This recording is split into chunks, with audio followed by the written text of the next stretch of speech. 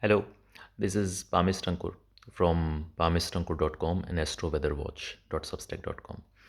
Um, as some of you know, and many of you whom probably this video would reach for the first time, who don't know my work, among other things, I predict earthquakes. For those of you who don't know my work, you might probably already find it absurd. You might think that earthquakes cannot be predicted, or so you have been told. Yes, earthquakes cannot be predicted by seismologists, but they ignore a very rich source of data through which earthquakes can be predicted. And I have proven it. Earthquakes can be proven through the positions of planetary movements and positions, which is also called as astrology. But I avoid using the word astrology because astrology is a word which is used to describe all kinds of practices, including uh, con man's practices. For example, the tabloid horoscopes which you find in the newspapers, they are also called as astrology, and which has nothing to do with any real astrology. Those tabloid horoscopes in the newspapers were invented in the 20th century, whereas the astrology, the real astrology, um, is, yeah, more than 5,000 years old. Started from Babylon, continued to, yeah, go to different places of the world, had their own system started when the Greeks came to India. Then some of the localized system of India plus the Greek system, yeah, combined into today's Vedic astrology. And then it continued, the original Babylonian astrology continued to develop in Egypt, and then further in Persia, Arabic world, and then further in England and other places. It has a rich history. It used to be used heavily in the old days till the modern Renaissance, when man thought that he is the master of the universe and he knows everything, and he started calling astrology as a pseudoscience because it is not one of the criteria to call it as a pseudoscience is that it is claimed that it is not repeatable. Now that is false on two counts. One is that conditions in life are not repeatable. Life does not repeat itself. You What you can repeat can is in a lab or in a factory. Yes, that you can repeat. And so that is the basis of technology, that things have to be repeatable. But the real life is not repeatable. And that is why to insist on repeatability is itself a fallacy. But let's come to the second point, yeah, is that I am able to predict earthquakes. So there is a certain repeatability. In that, the pattern is repeatable. So for example, a certain planet, when it will be in a certain position, it will lead to, for example, highly seismic activity. What is not repeatable is that it could yield to a magnitude 4.3 earthquake, or it could lead to a magnitude 5.2 earthquake, but not magnitude 5, but not magnitude 7, because for that it's a different scenario. The planetary positions would be different, and that's why I am usually able to predict magnitude ranges as well. But what I cannot predict is that whether it would be magnitude 4.1 or magnitude 4.8. I know on the Richter scale this is exponential differences between 4.1 and 4.8. But that I cannot. But 4.1 and 7, yes, that I can. That this is a high intensity earthquake. This is magnitude 6 plus or 7 plus. But then it is 7 or 8, I cannot differentiate, at least with the research I have done. But whether it is magnitude 7 or 4, that I can. But it is magnitude 4 or 4.9, I cannot. So that part, of course, 4 and 4.9, that is not repeatable. The pattern is repeatable. And the proof of this repeatability lies in my results, which are well documented. If you go to my blog, which is at palmistankur.substack.com, you will find several predictions. I do not list them all, I will go crazy, because dozens of earthquakes every day happen which are on my prediction lines. I cannot spend time updating that track record all the time. I list some notable ones or some interesting ones. For example, if there is an earthquake in Poland, let's say, so even if it's a magnitude 4 earthquake, let's say if it happens somewhere like that, then and if it is on the prediction line, I update it. Yeah, that my prediction line was going through Poland. An earthquake has happened in Poland. Yeah. So the prediction lines which I list are all for magnitude 4 plus earthquakes, magnitude 4 and above. And I sometimes list them that in this particular area it would be magnitude 6 plus 7 plus. And I do not say that this is like complete China would earthquake would happen. I list the exact zone where an earthquake would happen. And you will find such examples there. I will list not even the particular province. I list a particular zone, like let's say of 400, 500 kilometer area. Within this area, an earthquake would happen within these dates, and those date range is only of 10 days. Within these 10 days, an earthquake would happen within this 400, 500 kilometer zone of at least magnitude 4 or 5 or whatever I have said. And that is what happens.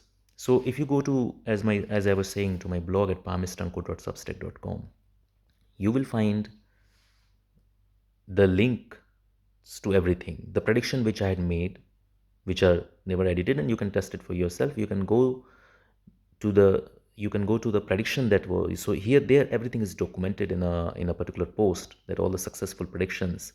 So you can go there and see that what was the prediction made, when was it made, and the link to the original prediction. Yeah, you can click there and go to the link to the original prediction. You can see with the date and time stamp and everything when it was done. And then I quote the prediction itself again there on that track record, yeah, blog post.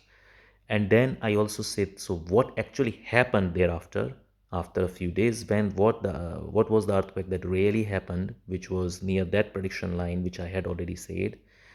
And I also put a link to the earthquake data itself on USGS or other websites, yeah, where you can see the earthquake data also, that what happened where, of what magnitude. So everything is well. And I also compare like how much distance it was, for example 30 kilometers, the distance between the prediction line and where the earthquake happened. So all this is possible thanks to studying planetary data and planetary movements and positions. These planetary data are real-time data. They're obtained from NASA's data. So these are actual positions of, let's say, Mars, Saturn, all these planets. From for an observer on Earth, from their point of view. Yeah, these are not heliocentric positions. These are geocentric positions. Because we are living on Earth, so how they affect us, it is important. How they affect life on Earth, yeah, is that. And the word affect is wrong here. Just common, yeah, parlance. Rather, one would say how they correlate, because finally everything in nature is sync. No one is claiming that the planets are causing the earthquakes, but what happens above is what happens below. You interpret what happens above, then you interpret what happens below. They are in sync. Now, why they are in sync, that scientists should investigate. But they outright dismiss it. They don't look at it. They don't want to look at it, rather. And they claim that earthquakes cannot be predicted in spite of a huge body of work. Yeah, I predicted the several mega and big earthquakes of the past year, almost all of them. Yeah, sometimes I also miss some earthquakes, and that requires more research, but those are very few, and especially all the big earthquakes, I usually always will catch them.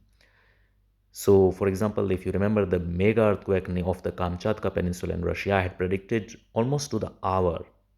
I predicted the exact date when it would happen, where it would happen, and I was 1 hour ahead. I had predicted that it would happen at this time, but actually it happened 1 hour later. Similarly, the recent earthquake, magnitude 6 earthquake of Hokkaido, the earthquake near Martinique, the earthquake near Mexico, some earthquakes in Turkey, for example. And also, for example, there was an earthquake recently in the Gansu province of China, which happened exactly in the zone which I had said. I had said near Lanzhou, the city of Lanzhou, Wuwei, and it happened exactly there. And I had said magnitude 5 plus. It was, I think, around 4.7. Yeah, it was not 5, it was 4.7. So yeah, and these prediction lines of course keep changing every 10 days, because these predictions are for every 10 days, and then the predictions change. I publish new prediction lines. But what I'm making a video about today is that this is a lot of work. I would like to automate it, because this can be automated, given that this completely depends on planetary data. Of course, it requires a supervision of someone like me who knows which planet is in which position, then what would happen, yeah, to interpret it, and also to learn more patterns. Probably also need of ML to learn more patterns. But anyway, it can be completely automated. But I would need to work on it because I'm not a coding guy. I am an engineer by profession, but I have not, yeah, done this work for a long time. I have, yeah, been in the media and communication space for a long time. So what I wanted to say is that it can be automated. I hope that if I have enough time and if I can dedicate more of my time to this work, I can automate it so that, for example, an app can be created in which a user just has to input whatever location they want, whatever time period they want. Let's say they want to see in 2030 in this particular location, what is the probability of an earthquake. They are in 2026, but they are asking for 2030. Maybe they are planning something in 2030 there. So they put the date of 2030 because the planetary data is known. The planetary planets move we know how the planets are going to move. Planetary data is known for thousands of years. So since that does not change, the probability of earthquake can be calculated, and the probability of weather as well, but we are talking only of earthquakes right now. The probability of earthquake can be calculated far into the future. Yeah, we can calculate, for example, when that big earthquake which is supposed to happen in the Nankai Trough of Japan would happen, when the big earthquake of the Oregon coast in US can happen. Yeah, one can calculate all this, but it requires significant amount of data churning. It requires things to be automated. So that's why I made this video, that to do for now I am alone. I hope that maybe some open-minded seismologist or some guy from machine learning, I can collaborate with them, yeah, who would like to join me. uh, but then they need to sustain themselves, and I also need to sustain myself. Currently I do it as passion. No one is paying me for this. I don't earn any money from this. Yeah, sometimes some client will ask for some particular earthquake probability in a certain area, and okay, but the client will pay me something for that, but that is hardly anything. I live in Norway. It's an expensive country. That doesn't that is peanuts. I do it for my passion. I anyway don't do it for earning anything, because otherwise I would have chosen a very different path of life. Yeah, I hold master's degree from Paris. I am gold medalist in engineering from India. I would have chosen a very different path of life if I wanted to do money, if the usual path of doing an MBA, getting a corporate job and all that. So I am after truth, not money. But what right now I am after is money. So I want people to support me in some manner so that I can leave my other things which I do to earn money, to put bread on the table for my young family. Um, some other things which have nothing to do with this work, which I have to do in order to earn enough money to be able to live a normal life. So I want people to support me in some manner, through donations, or you can subscribe, you can take even a founding member subscriber at astroweatherwatch.substack.com, which I don't remember how much it is, maybe $250 a year, something like that. So for example, if I were to be able to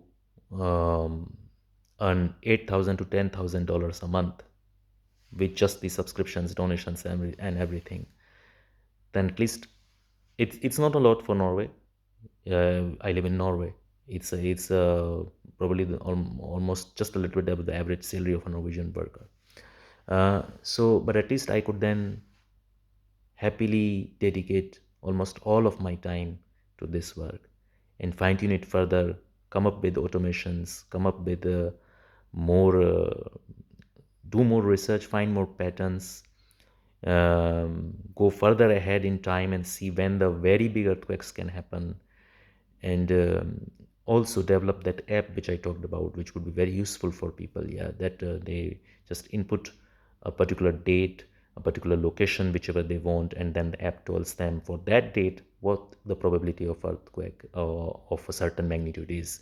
that this is the probability of magnitude 4 plus earthquake, this is the magnitude, this is the probability of magnitude 6 plus earthquake, this is the probability of a mega quake. For a, yeah, so let's say I input, uh, let's say I input uh, San Francisco, let's say, and I input a date of January 5, 2027. So January 5, 2027, around San Francisco, what is the probability of an earthquake at that time of magnitude 4 plus earthquake, 6 plus, 7 plus, 8 plus? And the app tells me that. Um, and if one were to incorporate some machine learning also, then hopefully the machine learning can catch some more patterns, especially related to these magnitude differences, which is a bit tricky. For example, magnitude 4.1 or 4.9 exponential differences on the Richter scale. Yeah, so which I am currently unable to catch consistently. But hopefully there are certain hidden patterns which, if you were to feed a lot of data into the, yeah, machine learning, remember I am saying machine learning, not AI has no role to play here, not much at least. AI probably has a role to play to talk to the end user or whatever, but yeah, there is no role of hallucination here. Yeah, but ML would be useful, but that is uh, much much in the future. Currently, what I want to do is to with my the help of my knowledge, feed the data, at least to automate it, to say at least automate the drawing of the prediction lines, which should be, yeah, because otherwise it's a very time consuming task. Right now I do it myself, because I'm not a coding guy as such, so I have to learn, yeah, how to, yeah, do that take the data from the fMRIS and directly put it on the maps, global maps. uh, so anyway, I also wanted to announce for those of you who are my subscribers already, that because I have been dedicating a lot of my time to this, but I am just doing it out of my passion, and I'm spending days on it, but of course I am not earning anything from it. But it has become more and more unsustainable. So till I am able to find some kind of way to break through this, to make it more sustainable endeavor, and also to automate especially the drawing of prediction lines, at least, if not more. Then till then I would, in the future posts, I would be only drawing a few prediction lines, which of course means that I would not be predicting many earthquakes. Yeah, because, yeah, I mean, there will be earthquakes happening on those prediction lines also, and sometimes they could be strong ones. But I will try to predict. mm, I will try to publish those lines where I think that some major earthquake activity or some other major malefic incident could happen, and also some where more of my subscribers are based currently. Probably for those areas I can look a bit more in detail, but still I would have to forego many prediction lines even in those areas where most of my subscribers are based, because it has just become too much unsustainable currently. I need to, yeah, I cannot spend so much time on earthquakes, even though I want to, because I need to, yeah, feed my young family. um, Hopefully, one day I am able to, yeah, do the earthquake work as well as feed them comfortably. Um, Anyway, so if you can afford, become a paying subscriber. If you can make a donation, that's even better. If you are rich, then you can make a good donation, hefty donation, rather than spending on some luxury item, or yeah, which is not a problem. I mean, spending on luxury items gives one pleasure, that's not an issue. But you can probably, for once, you can maybe forego one luxury item or one, yeah, dinner out in some fancy restaurant, and instead give a donation to me. Because predicting earthquakes, if it can be fine tuned, uh, can first of all open the world to this uh, new source of information, the planetary information, which most of the world has been ignoring. I mean, I am continuing to publish my predictions, and they are extraordinarily accurate. They are statistically significant, but at the same time, the world continues to ignore them because there has been so much noise and propaganda about this, that the earthquakes cannot be predicted, and then planetary movements and positions should be disregarded. Even though there are a couple of scientists and physicists who do think that they should be studied, but they are a minority, and they are considered as crazy in their own community. I am also from the science background. I am an engineer, as I said. I'm a gold medalist. Yeah, in my for my bachelor's project, I had designed like a prototype of a magnetically levitating train. So I am from the science background myself. But science for me means an open mind, curiosity. Does not mean outright rejecting something. If I am doing something and if it is giving me consistently accurate and statistically significant results, then it means there is something to it. Just because it does not fit my ideology, or just because I cannot understand why this is happening, it does not mean that I am going to disregard it. Once upon a time, most scientists, most of the world, including most scientists, used to firmly believe that the earth is flat. But there were one or two people who said that no, the earth is round. They were laughed at, they were ridiculed by others, including by other scientists, but they stuck firmly to their guns. When you are after truth, you have to stick to the truth. One does not care what the others say. So anyway, I hope that you can also help me in sticking to I'm going to stick to the truth anyway, but you can help me in bringing up this thing so more people, for example, today people know that the world is round. It's good, right, that the earth is round. So it's good that if people were to wake up to this possibility. So that is one thing. And the second thing is, of course, that it would, of course, speed up the earthquake predictions, make them more detailed, rich, yeah, and with a lot of color to them.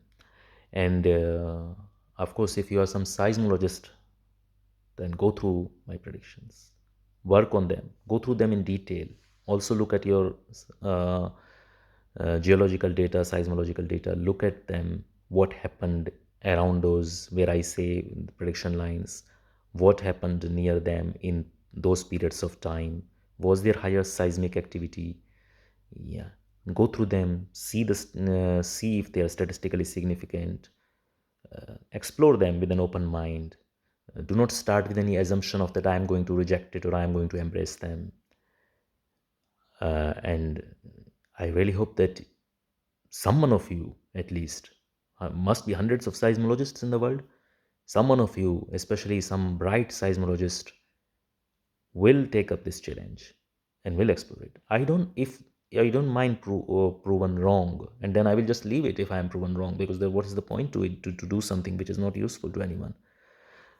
But you must do with an open mind, without any bias. You must do this and then come back to me if you're a seismologist, that what you say. And if you think that there is something to it, if you are amazed that wow, how can you so accurately predict the earthquakes, and within the exact like 10 days of range, and sometimes even the very exact day within the zone, and often of the magnitude range also, if you're amazed, then uh, you're also happy to join me.